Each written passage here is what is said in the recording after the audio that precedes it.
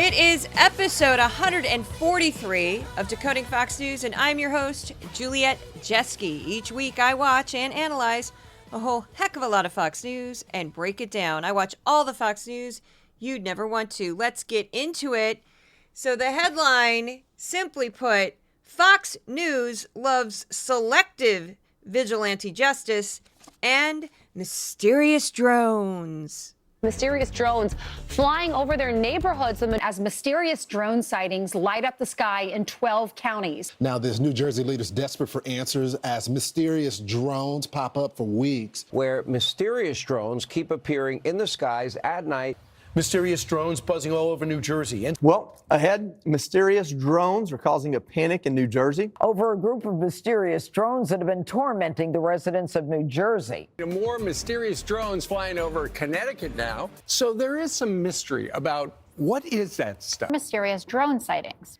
Some more breaking news about the mysterious drones. Crashed drone in Orange Beach, retrieved from water and taken to undisclosed location for further investigation. And this is from Senator Doug Mastriano on X, also known as Twitter.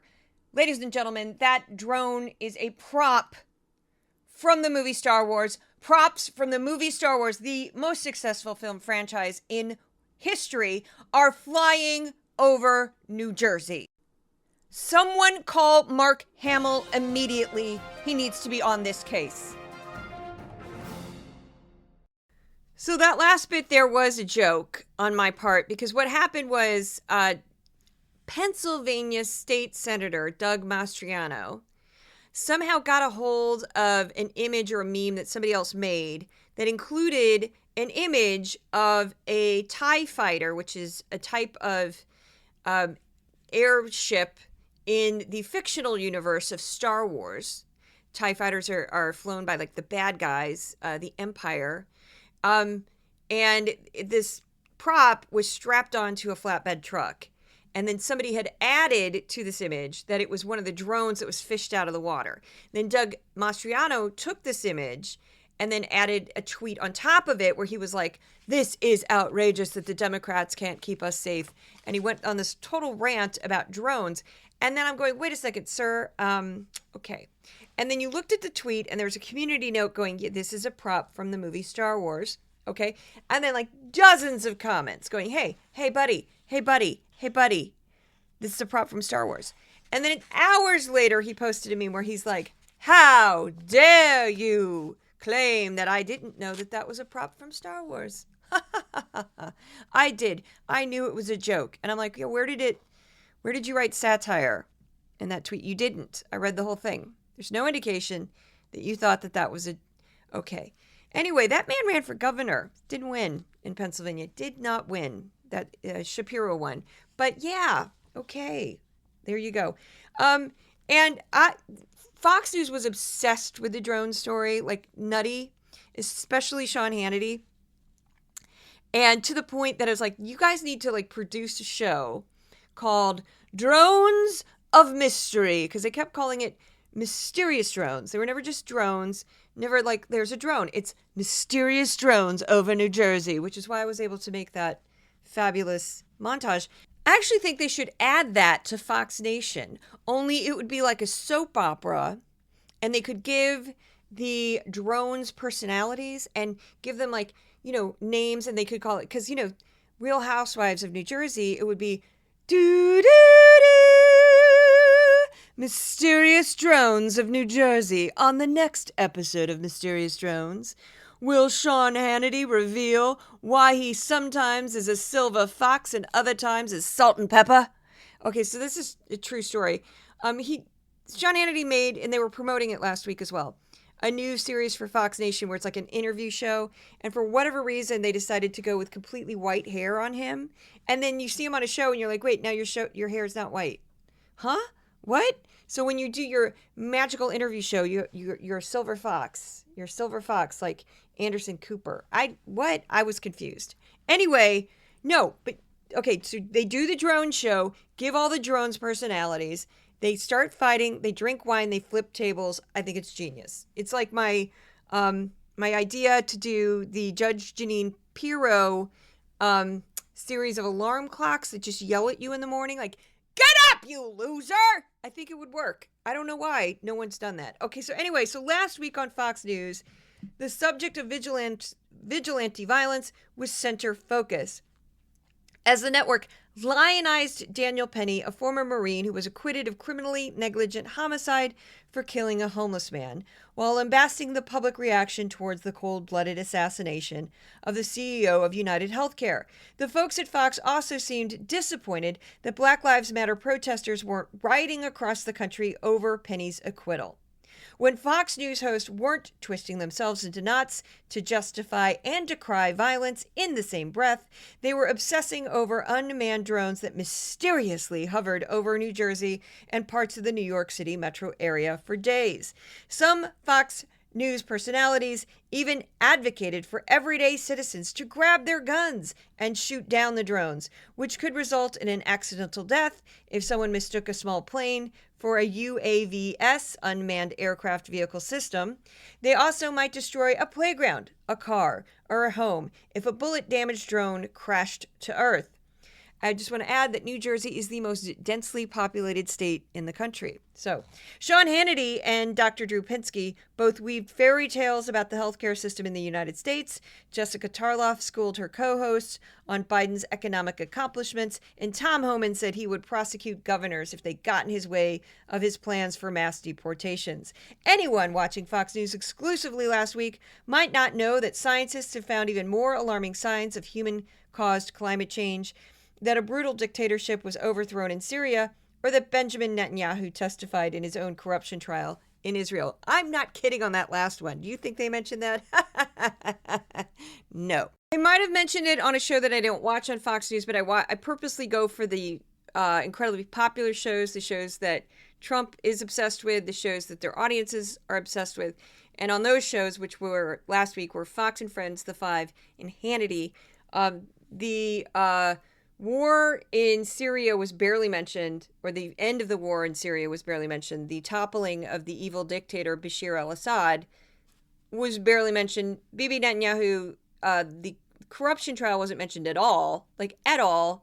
And I think it's interesting that they were downplaying the Syrian situation because Russia's involved with that directly, as is Iran, and that would definitely affect our situation in the Middle East in our country, but Fox doesn't care. They had mysterious drones and Daniel Penny to talk about, so that's what they were going to talk about. It's why their viewers are so incredibly uninformed and will say stuff that you're like, what are you talking about? It's because they have no idea what's going on. Because Fox, it's not just what Fox promotes. This is why I include the PBS stuff. It's what Fox doesn't tell their viewers, and their viewers are out in the cold. They have no idea what's going on with climate change. We have two big ones this week about that. And they have no idea what's going on internationally for the most part. They just don't know because Fox doesn't bother to tell them. So here we go. Daniel Penny, the hero of the F train, according to Fox. As far as the folks on Fox News were concerned, Daniel Penny, a former Marine, was a knight in shining armor who saved a subway car full of strangers from a dangerous, deranged man who was capable of murder. Penny's case was adjudicated in a court of law, and a jury of his peers acquitted him of any wrongdoing. So, according to Penny's lawyers and other witnesses, a man who appeared high on drugs entered a subway car, ranted about being hungry and thirsty, and then said that he wanted to return to jail and didn't care if he lived or died. Penny, 26, a native of Long Island, a suburban area near New York City, placed Neely in a chokehold that prosecutors said lasted almost 6 minutes. After his death, the New York City medical examiner ruled that Neely died due to a neck compression caused by the chokehold. An expert witness called by Penny's defense team said that Neely's death was caused by a combination of his schizophrenia, synthetic marijuana, sickle cell trait, and the struggle from being in Penny's restraint.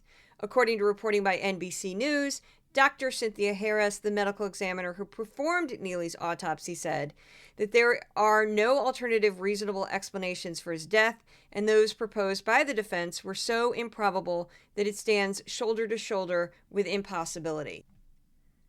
So it was a blurry case in many ways, as Penny received $2.9 million worth of donations for his legal defense from citizens across the country, and Jordan Neely was a long, troubled man with a sad personal history who suffered from untreated mental illness. He was also desperate and homeless at the time of his death. Neely had a criminal history that included violent attacks against others. Penny wouldn't have known this, though, at the time he restrained Neely. Neely was also unarmed and, despite his threats, hadn't harmed anyone on the train before he was held down by Penny. Another layer to this story is that Penny is white and Neely was black. Like most New York City subway cars, the group of witnesses who testified in the trial of Daniel Penny were ethnically diverse. So Fox predictably ignored the layers of nuance to the story and portrayed Penny as a brave hero who stepped up to help his fellow strap-hangers. Although the case was discussed during several segments on The Five, last week they heaped the most praise on the former Marine on Monday. And this is from The Five. I took the longer segment. It was fairly long for The Five. And I just cut out kind of a highlight reel from Monday. It was a good day for New York. It's a good day for America. But I am an American and a New Yorker who is pleased that Daniel Penny is walking free today. There almost seems, Jesse, to be a little bit of frustration from some in the media that there aren't more riots and angst over this verdict. There used to be, years ago, 5, 6, 7 years ago, we would expect riots. Daniel Penny was defending the public and Donald Trump was defending his reputation. Thank God. Now, I think Donald Trump is probably going to find a good way to commemorate Penny. Maybe we'll see him walk out at the next UFC fight. Maybe he'll put him in the cabinet. I don't know. You remember some of the people holding Jordan Neely down were African-American and Hispanic.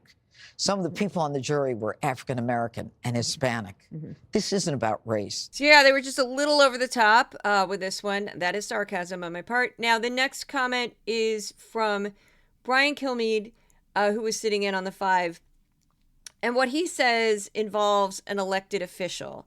And we're going to hear this again later in the podcast from others about other situations that the Trump administration seems to imply that they want to remove or punish elected officials. Here you go.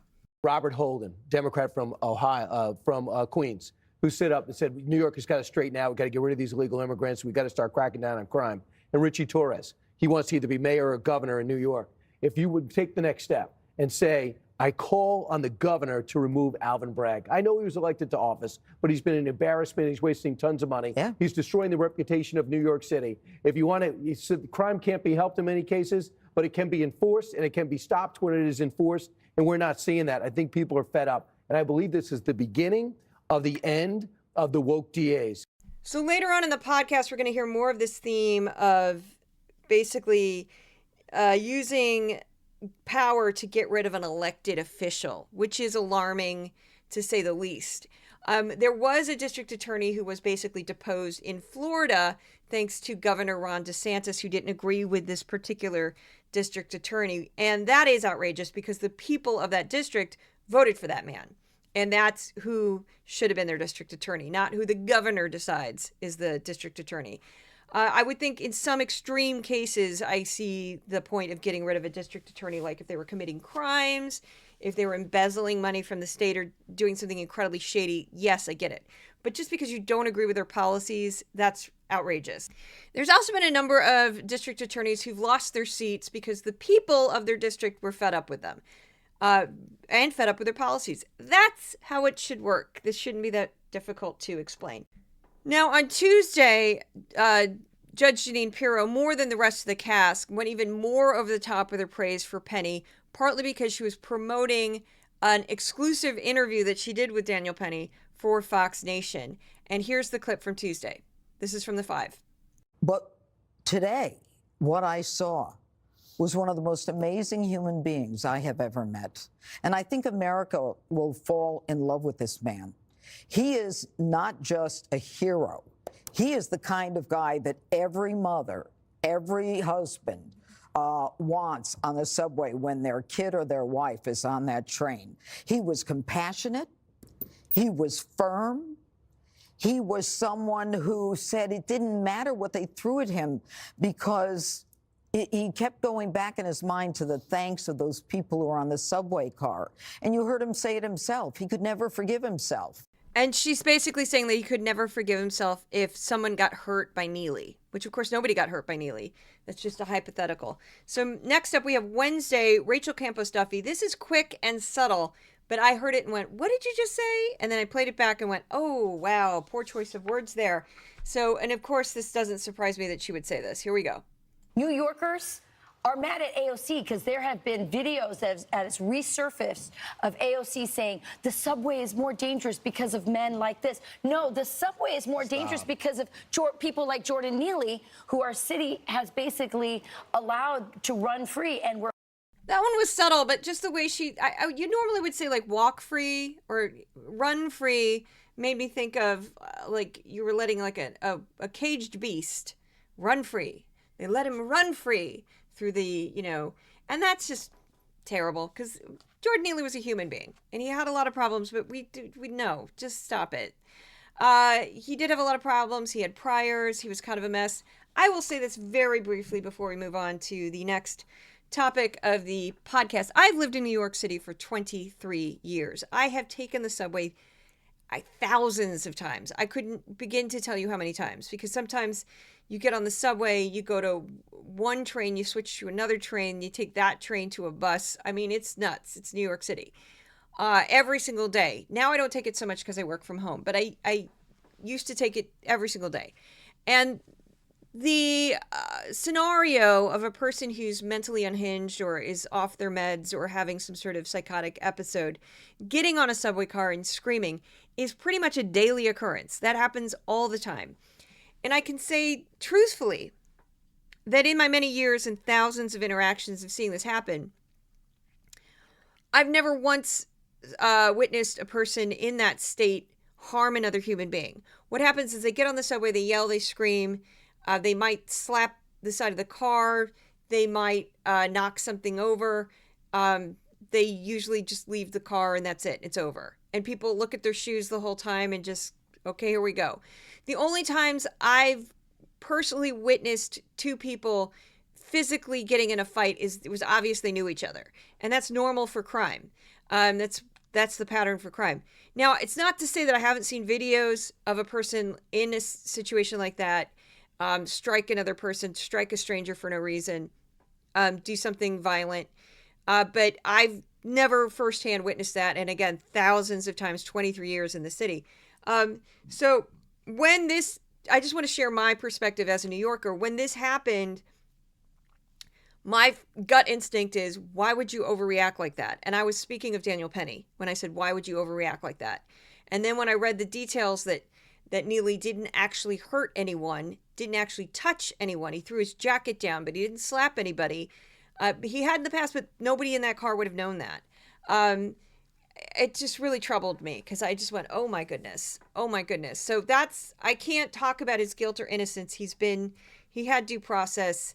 He also had $3 million for his defense. So just leave it there. That's all I'm going to say. Now, before I get into the next topic, I should briefly give a shout out to my sponsor. And who might that sponsor be? That would be the listeners of this podcast and the readers of my Substack newsletter. Now, I also have supporters on Patreon, and they are amazing. So paid subscribers and paid supporters get exclusive content. This week, it was a written version of the crazy long podcast I did on Pete Hegseth. And that written version had a bunch of hyperlinks and stuff like that. So basically anything over what I do every week with this monster newsletter podcast is for paid subscribers. So you get exclusive content. And if you want to become a paid subscriber, you can go to Patreon at various levels or Substack, and subscriptions start at $5, $55 for the year. And there's a few folks that do the $168 founding member amount, and those are the lowest ones Substack let me do. So I know I'm one person, I'm not a team, so I don't feel comfortable charging the same as other larger Substacks do. So I also want to give a quick shout out to some folks. I started another Amazon gift list because I do need help. I don't make a ton of money doing this job, and at the beginning of the year I need hard drives and other office equipment, and as a joke, I kind of added stuff for the cats because people wanted me to, and now the stuff for the cats has become the most popular thing that's on the gift list. A lot of it has been purchased, but if you want to check it out, it's Decoding Fox News Amazon gift list. I want to give a shout out very quickly. I always use first names for privacy reasons, but I got some very nice gifts from Rick. Sent me, he's got a very Eastern European sounding last name, probably from the Midwest, but I could be wrong. There's a lot of Eastern Europeans in the Midwest. But Rick sent the cats some treats, and a woman named Michela, I hope I'm pronouncing your name right, with what looks like a fabulous Italian last name, sent a cute little black cat mug. I have to get mugs because Thor breaks everything. Thor just broke my favorite mug a couple days ago. It was brand new and he broke it. And I was like, why? Okay. Thor's a little hellion. I love him to death. But he's locked in the bathroom right now because he keeps jumping on the desk. And when he jumps on the desk, it makes vibrations and it causes the microphone to go tut-tut-tut-tut-tut. And it's very annoying. So he'll get out. Don't worry. I'm almost done.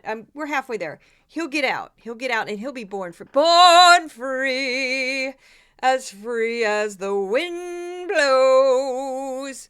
I'm just thinking of that because of the horrible comment that Rachel Campos Duffy made about a human being. Thank you. And that Born Free song stuck in my head. I used to think it was funny when I was a kid. I don't know why. Just thought it was a funny song. I just want to add it was sung by Andy Williams to give him a shout out there. It's from the 60s. So here we go. I was not born in the 60s, but I used to hear, I don't know why I thought that song was funny. Thought it was funny. I used to sing it as a child. So next up, the public reaction to the murder of a healthcare CEO shocks Fox News host. Now, I want to add that these two vigilantes' acts of violence are quite different. Daniel Penny viewed himself as defending other people, even though, again, Neely did not hit or hurt anyone, and Neely did not have a weapon. Just adding that detail. But he viewed himself as, I'm defending a car full of strangers. This other instance was someone premeditated, I'm going to go shoot somebody. I'm going to kill that person. So they're different. But Fox was more reacting to other people's reactions to the murder of the UnitedHealthcare CEO. So around the same time that Daniel Penny was acquitted, Luigi Mangione, a person of interest in the murder of Brian Thompson, the CEO of UnitedHealthcare, was captured by police at a Pennsylvania McDonald's. In the case of Thompson's murder, a masked man calmly walked up behind him as he was walking down the streets of Midtown Manhattan and shot him in the back. The assassin jumped on a bike and managed to ride through Central Park without being captured. Police later found the words deny, defend, and depose written on shell casings left at the crime scene. The words are similar to the phrase delay, deny, defend, which is commonly used to describe how insurers deny services and payment. The most chilling aspect of Thompson's murder was not the cold-blooded manner in which he was killed, but the public reaction to his death. Many Americans either showed indifference or openly celebrated his murder by mocking the cruelty of the health insurance industry. Since Thompson's murder, countless pundits have scolded those who have lauded his killer. Many have also expressed outrage over the public's lack of compassion or empathy towards the CEO of a health insurance company that has the highest rate of denied claims in the industry. The ghoulish reaction of many towards the murder was macabre. It really shouldn't be that surprising, though, in a country that has more guns than people and more mass shootings than days in the calendar. Now, I've just included some data, take it for what it's worth, about what may have caused people to become so desensitized to this man's death. Americans have become desensitized to gun violence. So far in 2024, the United States has experienced 488 mass shootings. For the past 4 years, there have been more than 600 mass shootings per year, with a dramatic spike at the start of the COVID-19 pandemic. Mass shootings and even school shootings have become so commonplace, they are no longer major news stories. According to the Centers for Disease Control and Prevention, in 2023, 46,728 people died from gun violence in the United States, which is the third highest number of gun-related deaths ever recorded. As many Americans have called for some type of gun control, some elected officials have pushed for more guns in schools and other public spaces. A recent ruling by the Supreme Court weakened gun control laws in New York State and the rest of the country. When 20 children, mostly 6-year-olds, were gunned down in a first-grade classroom, many elected officials did little more than call for thoughts and prayers. All of this has added up to a populace that has grown numb to the horrors of random shootings. Americans are also disillusioned with the U.S. healthcare system, a profit-driven industry that incentivizes denying healthcare to the sick and desperate is a soul-crushing endeavor that strips everyone involved of their humanity. Medical debt is the #1 cause of bankruptcy in the United States, while health insurance companies made $45.3 billion in net income in 2023, a 6.8% increase from the previous year. The Survey of Income and Program Participation, SIPP, suggests people in the United States owe at least $220 billion in medical debt. Approximately 14 people, or 6% of adults in the U.S., owe over $1,000 in medical debt, and about 3 million people, 1% of adults, owe medical debt of more than $10,000. According to the Kaiser Family Foundation Health System Tracker, 41% of adults have healthcare debt according to a broader definition, which includes healthcare debt on credit cards or owed to family members. So a lot of it is you pay it and you're still in debt. It's just not on paper as debt. So even though the Affordable Care Act, Obamacare, reduced the amount of uninsured Americans from just shy of 50 million in 2010 to 27.1 million in 2024, the lowest number on record, Americans still pay more for healthcare than any industrialized nation. The solution to the many problems with the healthcare system in the United States will not come from an assassin's bullet. Mangione, the alleged shooter, will likely spend the rest of his life in prison. Healthcare CEOs will beef up their security, and the industry will go right back to bleeding every dime out of tragic situations. The highly paid personalities on Fox with generous healthcare plans didn't even mention gun violence or the health insurance industry when discussing the capture of Mangione. They did a little bit later in the week, but this is when this first happened. This is from the Five. Again, they had the best quotes, so I just distilled what they said on the Five about the situation. But what I want to know is, everybody in America saw that picture. Everybody saw this, and then everybody saw more than that when he was in the cab. Why didn't somebody who's like related to him, went to school with him, he's got a cousin who's a delegate somewhere in, Maryland somewhere? You know, why aren't they saying something? But it's a good day for America. And I started by saying that Danny Penny was acquitted. This guy is arrested. But I really believe that he's too smart for his own good. We live in a really, really perverse and dangerous and awful place when people are willing to say the things that people are saying online. And then for this person at the Washington, I don't know which, the Taylor Lorenz, celebrating CEOs. Because what kind of society do we live in? I can understand you disagreeing with a company's policies, but that doesn't mean that you have the right, that anyone has the right to go and kill somebody. Now, this young guy right here, if indeed he's the person, and they prosecute him, I hope he is. I hope he gets a death penalty. I hope he's prosecuted to the fullest extent. We don't have the death penalty in New York. Well, maybe you can get him to get in there. You and Trump can figure something out. I did it the first time in New York. And finally, the last thing I would say is, I hope the only one person I know. Because you go into a McDonald's, you go into a Starbucks, you know they have cameras. You got to go to get a hot dog on the side of the street if you're that hungry. Get a water bottle from the guys that sell these things. This guy was obviously looking for notoriety, and good, he's got it. Now, he's a prep school kid. He's politically connected in Maryland. He's ready for prison? I don't think anyone's ready, Brian. Maybe you are, Brian, in a different way. But this guy's not ready. He's way too soft. He's going to get annihilated on the inside, and good. If he's not going to get the death penalty, maybe someone will do him justice behind bars. So just to recap very quickly, you have Judge Jeanine Pirro blaming the entire country for not turning him in sooner, if he was turned in by a total stranger, Anna McDonald's. Then you have Harold Ford Jr., who's supposed to be the liberal, supposed to be the Democrat on the show, say he's all for the death penalty for his murderer, which, I mean, I get him not caring about the murderer, but the death penalty, really, that's not normally a Democratic position. Fine. And then you have Jesse Waters making this bizarre comment about, well, when he's in prison. And I just thought, well, hey, Jesse Waters, we need to give him due process. He needs to, have a trial, get a lawyer, all that 9 yards.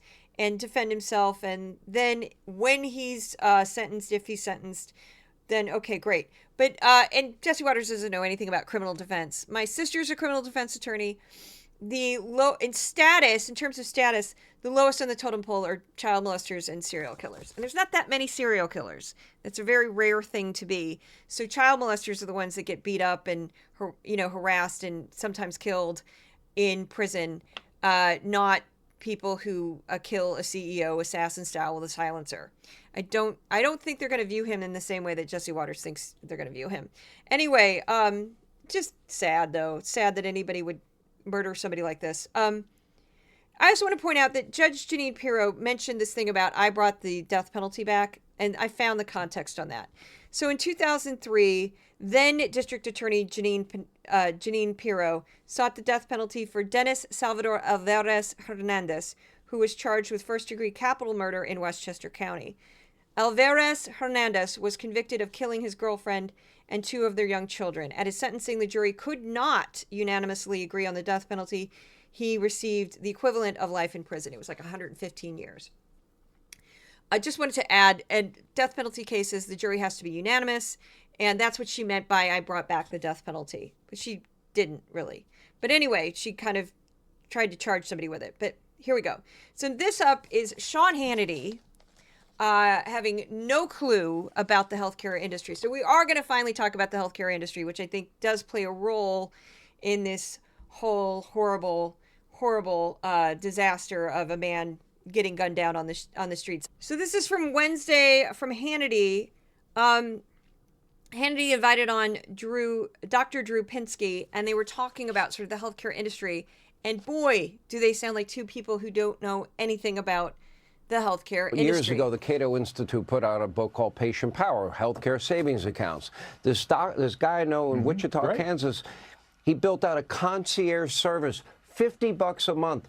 You put that with catastrophic care that would take care of the, God forbid, heart attack, stroke, cancer, bad accident, with a high deductible, as high as you can afford. And guess what? You're fully covered. There are ways to have better health care. Nobody ever wants to talk about it. Obamacare, millions lost their doctors, their plans, and 40+% of the country has one Obamacare exchange option. That's not working either. And I predicted that at the time. But that, again, that's a separate argument for another day. Last word. Go ahead. Yes, but let's remember, though, insurance was supposed to be insurance against financial catastrophe, not an entitlement. Not an entitlement. Yeah. You could pay the $35 for the doctor visit or the $70. Most people can afford that. So we're going to start with Drew Pinsky first because he's the last person who spoke. What are you talking about $35 to $75 for a doctor's visit? What planet are you on? Co-pays are higher than that. Co-pays are higher than that. So I'm not even sure what you're talking about. Now, Sean Hannity makes $35 million a year because he has this show. He's been the longest person at Fox. He was hired, the first person that like Fox News hired because they wanted a Rush Limbaugh type. And then he also has this radio show, and his compensation is reported to be $35 million a year. So he would never need insurance, as he could easily afford to pay retail prices, which are often much lower than what doctors and hospitals charge insurance companies. And this is even crazier, as one of the many frustrating things about our system is that there's no transparency. So insurance companies work out these contracts well in advance to try to save money, where they say, this is how much we're going to pay for this procedure, this is how much money we're going to pay for that procedure. And that's a contract that the hospital or the doctor, in whatever plan they are in, because they're all in these crazy plans, agree to pay the health insurance company. Now, if you have cash and you don't have insurance, you can walk into one of these places and just say, let's make a deal. And they will. They will. So if something costs $300, $400, if you have insurance, they'll give it to you for $125, $150. I've personally experienced this. I've had a few bouts in my life where I couldn't get insurance at any cost. I won't get into that, too long of a story. But I said, oh, I don't have insurance. And they're like, well, it's $125. And I'm like, what?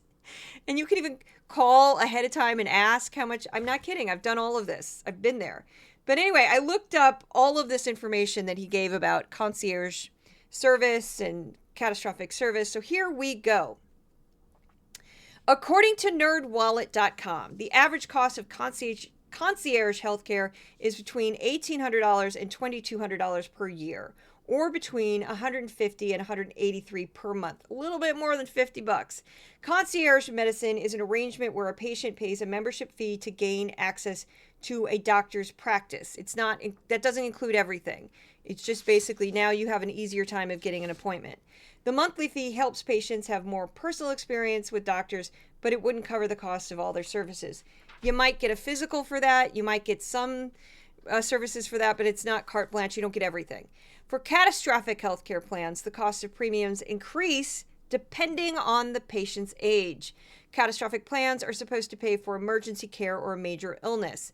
So according to reporting by Forbes, the average cost of a catastrophic healthcare plan for a man the same age as Sean Hannity, which is 62, would be approximately $673 per month, and that's with a high deductible.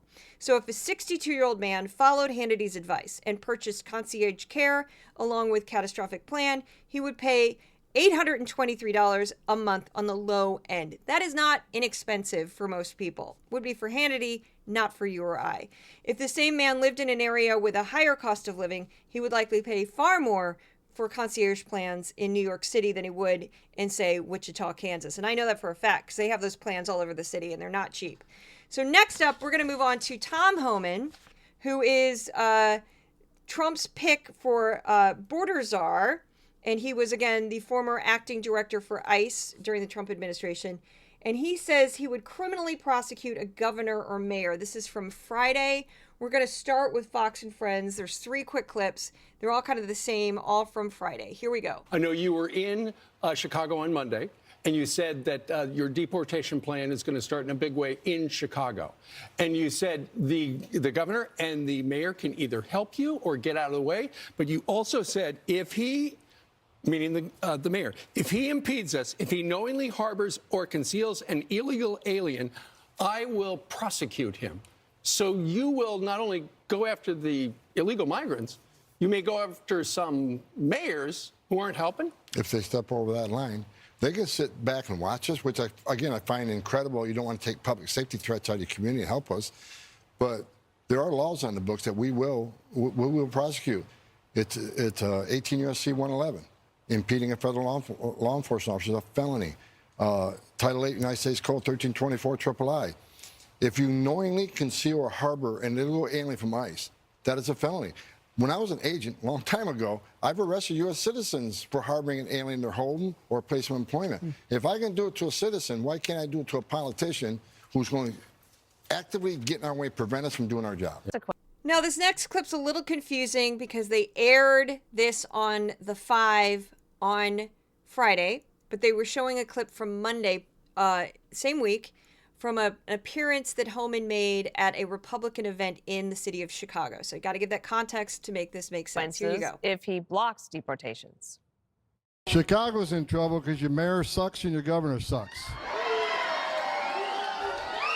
And we're going to start right here in Chicago, Illinois. Now, if your Chicago mayor doesn't want to help, he can step aside. But if he impedes us, if he knowingly harbors and conceals an illegal alien, I will prosecute him. These Democrats might want to be arrested by the Trump administration, might make him a martyr. Yeah, he walked that back a little bit on the story about an hour ago. He said maybe prosecute is the wrong word. That's not really my department. That'll be coming from the Department of Justice. So I purposely included the clip from Brian Kilmeade where he was basically saying we could just get rid of an elected official with this clip for a very specific reason. So Tom Homan is basically saying that a governor, the head of a state, can be criminally prosecuted if they don't agree with how the Trump administration is interpreting immigration law. I'm not an expert on immigration law, so I'm not going to waste time trying to explain, oh, this is that or this is that. I don't know. But I do know that in our country, in the United States of America, states are supposed to be able to kind of do their own thing without the federal government kind of imposing too much on them. And that's how everything is set up. It's how our education system's set up. States' rights is a very big deal, normally on the right wing. Normally Republicans are, hold states' rights up as this incredibly important thing that needs to be preserved. But I guess not when it comes to immigration. This is very troubling, this whole theme of, I don't want to be a dictator, but yeah, it looks like Trump wants to be a dictator. So next up, this is Jessica Tarlov. This is from The Five. This is a quick one to kind of perk everybody up. On Tuesday, Jessica Tarlov sort of defended President Biden's economic record.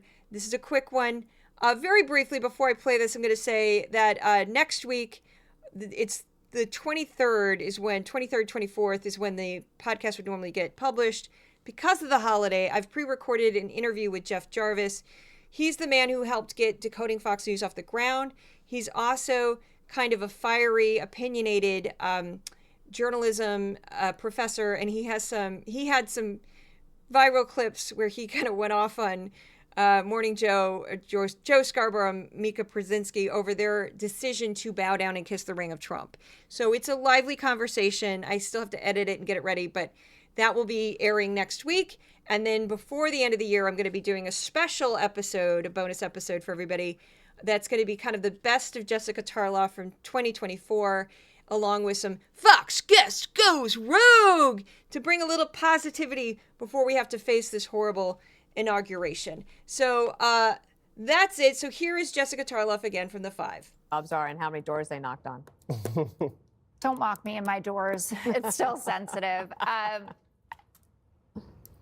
The legacy of Joe Biden will be obviously complicated by how this ended and with Kamala losing, but he oversaw the best recovery in the G7 by far and away. Inflation in this country is lower.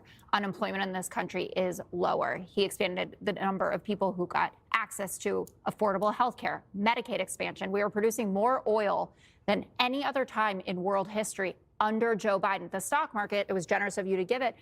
Donald Trump is out there trying to pretend that it's because he's coming back, that's why everyone is so hyped about this. We have been hitting record after record after record under Joe Biden. In terms of the jobs that you say are mirages, we can talk about all the revisions that happened under other presidents as well.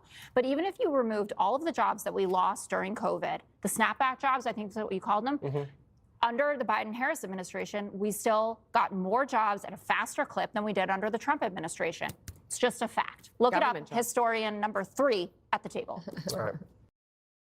Next up, we have stories Fox News ignored. Every week, I compare the stories I've watched on Fox News to 5 hours of the PBS NewsHour. The following list are important stories that PBS covered that Fox News did not. We're going to start with climate disasters. According to a recent UN report of the Convention to Combat Desertification, UNCCD, scientists found that 3/4, or 77.6% of the land on Earth became permanently drier in the past 3 decades.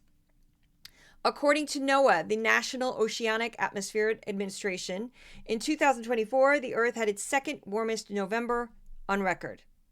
Moving on to the rest of the news, the U.S. military has grounded the V-22 Osprey fleet after it found weakened metal component parts may have played a role in another near crash. The aircraft has faced countless problems, including fatal crashes since the military started flying it 3 decades ago. 64 personnel have been killed with 93 injuries. In South Korea, the parliament voted to impeach President Yoon Suk-yeol after he declared martial law, which the governing body overturned. Prime Minister Han Duck-soo, the country's second highest-ranking government official, took over presidential powers later on Saturday. The impeached president is banned from leaving the country. The foreign defense minister, Kim Yong-hun, attempted to commit suicide while he was in detention. Kim was arrested after a Seoul court approved a warrant for him on allegations of playing a key role in a rebellion and committing abuse of power as part of the martial law declaration. So a lot is happening in South Korea. Researchers at the Institute for Strategic Dialogue, or ISD, have documented a stunning rise in misogynistic rhetoric and attacks on social media after the election. PBS spoke to Cynthia Miller-Idris from ISD about what is behind the surge of hate directed at women. Francis Barrault was appointed the new Prime Minister of France after the last Prime Minister faced a vote of no confidence in Parliament. The new Prime Minister is a veteran centrist and ally of President Emmanuel Macron. Merriam-Webster selected polarization as the word of the year for 2024. The company defines polarization as division into two sharply distinct opposites, especially a state in which the opinions, beliefs, or interests of a group or society no longer range along a continuum, but become concentrated at opposing extremes. New data at the CDC shows a dramatic drop in drug overdose deaths across the United States. Deaths from overdoses have fallen 17% compared year over year. The decrease is due to a number of different factors, including more access to naloxone, a drug used to stop overdoses, and policies by the Biden administration's efforts to curb drug cartels' global networks. Israeli Prime Minister Benjamin Netanyahu testified in his own criminal corruption trial. Netanyahu vowed he would beat the charges against him.